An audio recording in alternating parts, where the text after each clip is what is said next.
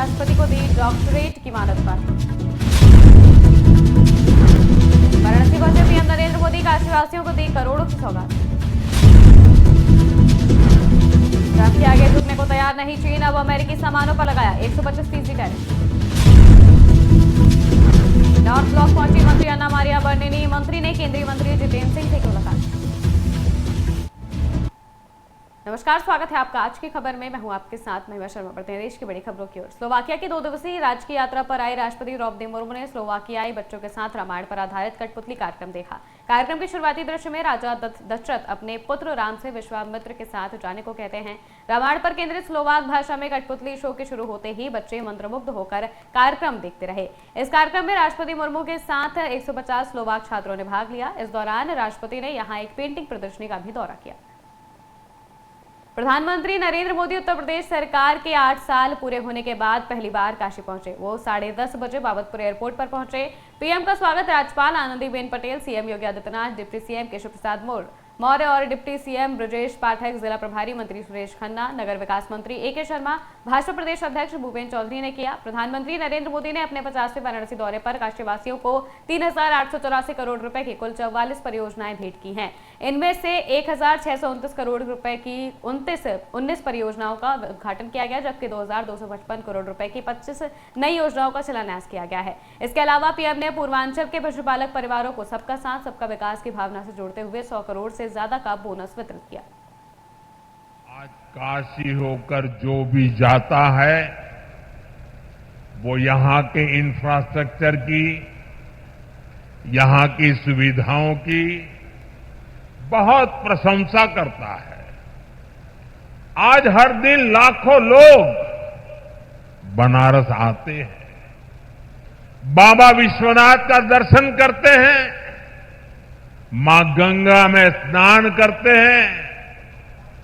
हर यात्री कहता है बनारस बहुत बदल गया है। कल्पना कीजिए, अगर काशी की सड़कें, यहां की रेल और एयरपोर्ट की स्थिति 10 साल पहले जैसी रहती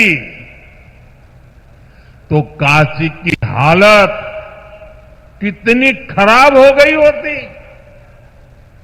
पहले तो छोटे छोटे त्योहारों के दौरान भी जाम लग जाता था। जैसे किसी को चुनार से आना हो और शिवपुरी जाना हो, पहले उसको पूरा बनारस घूमकर, जाम में फंसकर, धूल धूप में तपकर जाना पड़ता था। काशी आगमन हुआ है। बाबा विश्वनाथ की इस धरा पर आपकी अपनी काशी में आपका मैं काशी वासियों की ओर से हृदय से स्वागत करता हूं, अभिनंदन करता हूं। काशी ने पिछले 11 वर्ष में बदलती हुई इस काशी को देखा है। ये वही काशी है जो संकरी गलियों के लिए जानी जाती थी, अपने जाम के लिए जानी जाती थी।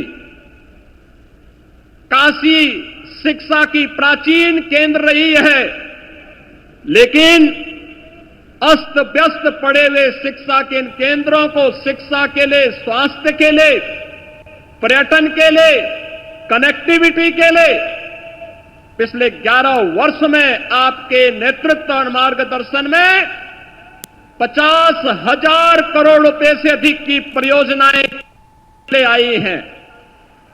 काशी में आज आपके कर कमलों से लगभग 4,000 करोड़ रुपए की परियोजनाओं का लोकार्पण और शिलान्यास भी आज आपके द्वारा पुनः काशी को प्रदान की जा रही है। ट्रम्प टैरिफ के कारण विश्व की दो महाशक्तियां आमने सामने आ गई हैं। ऐसा लग रहा है कि मानो चीन और अमेरिका के मध्य ट्रेड वॉर शुरू हो चुका है। अब अमेरिका के वार पर चीन ने भी बड़ा पलटवार किया है। चीन के वित्त मंत्रालय ने घोषणा की कि उसने अमेरिकी वस्तुओं पर अतिरिक्त टैरिफ 84% से बढ़ाकर 125% कर दिया है। यह फैसला अमेरिकी राष्ट्रपति डोनाल्ड ट्रंप के चीनी सामानों पर शुल्क बढ़ाकर 145% करने के आदेश की प्रतिक्रिया के तौर पर लिया गया है। यह बढ़ोतरी तब हुई है अमेरिका ने दर्जनों अन्य देशों पर लगाए गए रेसिप्रोकल टैरिफ में से अधिकांश को रोक दिया, लेकिन चीन पर दबाव बनाए रखा। इटली के विश्वविद्यालय और अनुसंधान मंत्री अन्ना मारिया बर्निनी ने नॉर्थ ब्लॉक में केंद्रीय मंत्री जितेंद्र सिंह से मुलाकात की। दोनों के बीच प्रतिनिधिमंडल स्तर की बैठक भी हुई। इस दौरान अन्ना मारिया ने कहा कि वैज्ञानिक अनुसंधान के क्षेत्र में सहयोग पर समझौता ज्ञापन जिस पर हम आज हस्ताक्षर करेंगे, जिसका उद्देश्य हमारे राष्ट्रीय अनुसंधान और नवाचार कार्यक्रमों, अनुसंधान संस्थानों, बुनियादी ढांचे और विश्वविद्यालयों के बीच मजबूत सहयोग के लिए स्थितियां बनाना है। ये प्रासंगिक बहुपक्षीय कार्यक्रमों में संयुक्त सहयोग की स्थापना की सुविधा प्रदान करेगा। भारत इटली व्यापार, विज्ञान और प्रौद्योगिकी फोरम में केंद्रीय मंत्री पीयूष गोयल ने दोनों देशों की साझेदारी को मजबूत बताते हुए कहा कि वैश्विक चुनौतियों के बीच भारत और इटली की दोस्ती उम्मीद जगाने वाली है। उन्होंने नवंबर 2024 में प्रधानमंत्री नरेंद्र मोदी और इटली के प्रधानमंत्री जॉर्जिया मेलोनी द्वारा शुरू की गई संयुक्त रणनीतिक कार्य योजना 2025 से 2029 को लागू करने के संकल्प को दोहराया है। पीयूष गोयल ने कहा कि जब दोनों पक्ष एक दूसरे की चिंताओं और आवश्यकताओं के प्रति संवेदनशील होते हैं तो व्यापारिक रिश्ते तेजी से आगे बढ़ते हैं। उन्होंने भरोसा जताया कि भारत प्रथम की भावना के साथ सभी व्यापार वार्ताएं सफलतापूर्वक आगे बढ़ रही हैं और ये अमृत काल में विकसित भारत की दिशा तय कर रही है।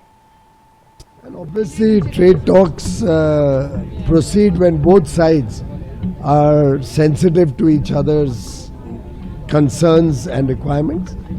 And I can only share with you that all our trade talks are going on, progressing well with the spirit of India first and to ensure our pathway to Viksit Bharat 2047.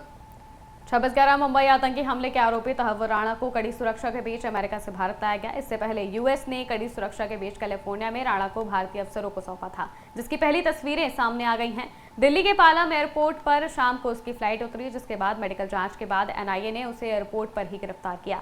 गिरफ्तारी के बाद तहव्वुर राणा को Patiala house court में पेश किया गया। इस दौरान पटियाला हाउस कोर्ट की सुरक्षा व्यवस्था बेहद सख्त नजर आई। कोर्ट के बंद कमरे में हुई पेशी में एनआईए ने पुलिस हिरासत की मांग करते हुए पुख्ता सबूतों का हवाला दिया, जिनमें ईमेल्स भी शामिल हैं।